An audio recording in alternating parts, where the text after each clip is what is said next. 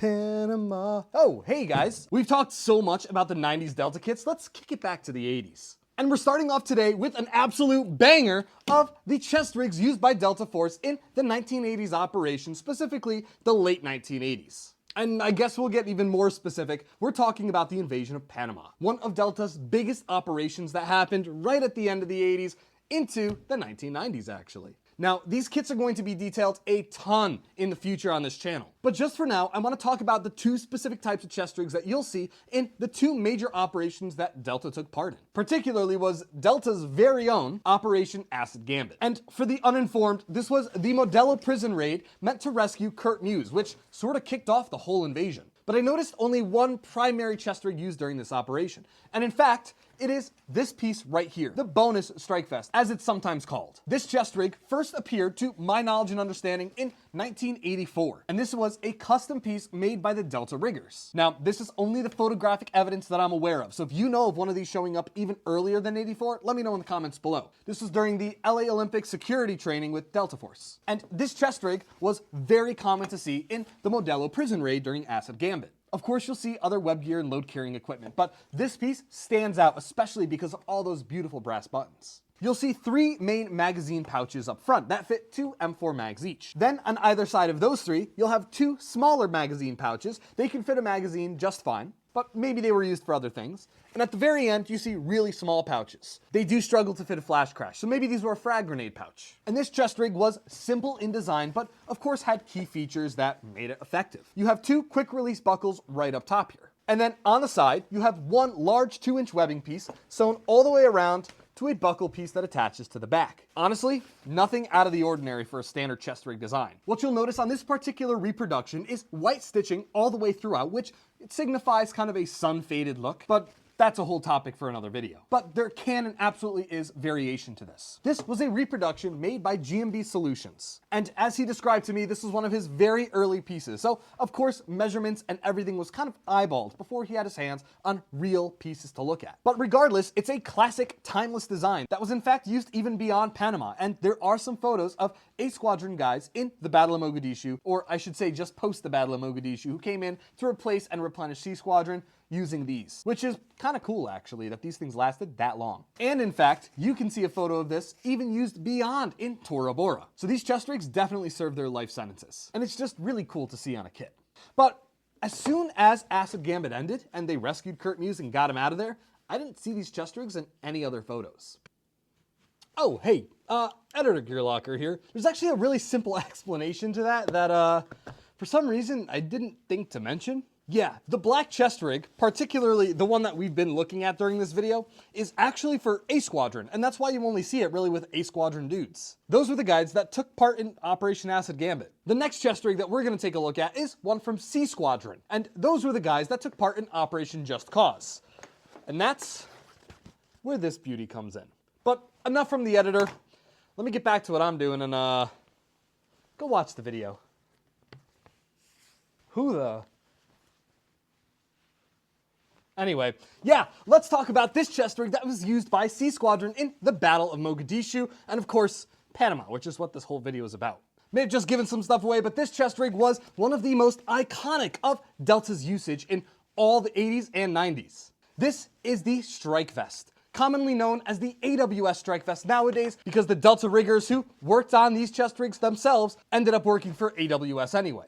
These beauties are absolutely iconic and incredibly functional pieces. And they look a little bit different from the later variants, but I'm going to leave all the differentiation between all the different generations to GMB Solutions, so go check out his video if you want to know all the nitty-gritty details. Regardless, let's talk about the features of a basic Delta chest rig like this. Here, on either side, you have two large radio pockets, not present on the A Squadron ones. And then on the inside, 4 rifle magazine pockets, only 2 of which have covers, because the center 2 have 4 pistol magazine pouches. They all have elastic retention, which helps keep the magazines relatively stiff in there. But one of the most striking details about this chest rig is the stark brown color. This is in Nutria brown, not green as some reenactors would like to think out there.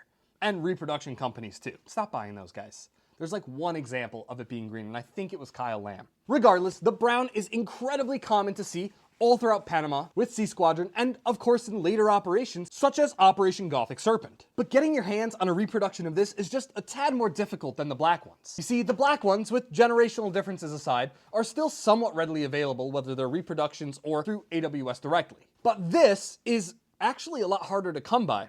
In fact, the only reproduction manufacturer I know that will do them relatively regularly is Squadron Sew Shop. And his materials are modern materials. I don't believe he uses any vintage ones for that. This, on the other hand, is a special order piece. I reached out to G&B Solutions to see if he could make me one of these because, to my knowledge, he's the only guy in the US who reproduces these with one-to-one accuracy, with original materials and the right ones. But there was a catch. He did not have enough of this vintage material to make any of them, and I don't think he does that for any ones in the future. Instead, I had to pull apart an SADF rucksack, and don't worry, I didn't destroy a piece of history. This thing was ratty, missing straps, and had some holes in it and everything, so I had no problem taking it apart to reproduce and recycle that material. I sent that along with some 89 dated buckles, which for Panama, I figured the 89 dated buckles, they were pretty easy to find for me. I had a good source around here, and they're relatively inexpensive, and they fit the date timeline, so I wasn't disappointed with that. But regardless, he's the guy that ended up reproducing this for me. I sent this out to him, and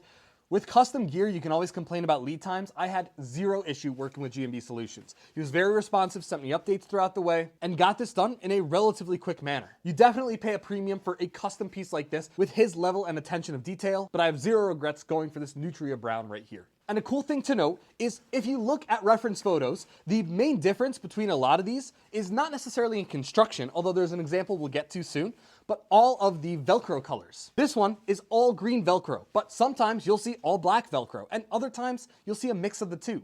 And I think that that's super cool. It really was just whatever either the operator wanted or the rigger had on hand, but I like the variation that you'll see. It's fun to look for in reference photos. And then there's this one guy, I believe he's in Paul Howe's squad, but his chest rig is very, very different from the rest. It's still the overall shape and the design, but none of the pouch flaps are there, and there's like no Velcro on it. He just has open magazine pockets, and it's kind of crazy and kind of weird to see. I'd love to get better pictures of that, so maybe that can be reproduced in the future too. If you know that operator's name, let me know in the comments below. I'd be very curious. Another variation you'll see, or I guess you won't see, is the grommets on the bottom.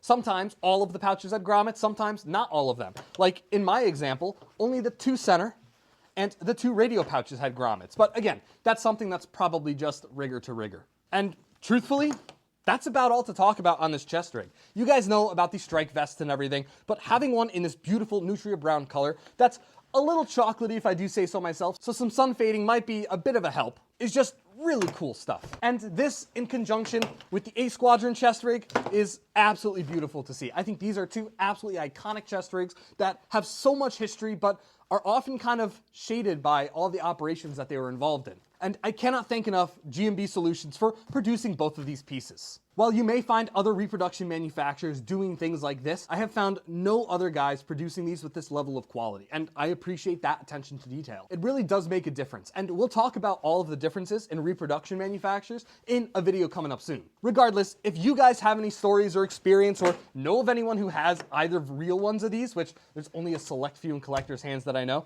let me know in the comments below. I would love to hear about them. I think the utility of this chest rig being worn without body armor versus this one, which has radio pouches on the body armor and everything, you don't really need to worry about the radio. It's just really cool little different uses of these. And it's apparent with A Squadron and C Squadron what they were going for in their individual missions. So I'd love to explore more, I'd love to talk more, but I think I've taken up enough of your time. This is the The.Gear.Locker, and do not invade Panama unless you're going to do a kit right. In fact, I've said that kind of line way too many times at the end of these videos. I've always talked about the Operation Gothic Serpent stuff. Regardless, we're kicking it off with the 80s. We'll see you guys in the next one. Panama,